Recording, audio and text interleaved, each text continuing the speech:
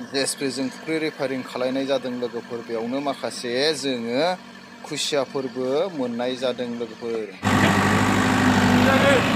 खुसिया जौनाया मोनबारबाय जागोना बिदिना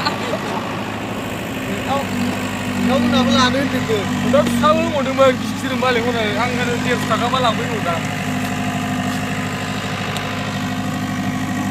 आरो आदा फैनायखौ 150 हरखादों। जेएसपीजों फुख्रि बुरनायाव मोननाय खुसिया बियो नोंथांमोन नायदो खुसिया बेसे गिदिर गिदिर।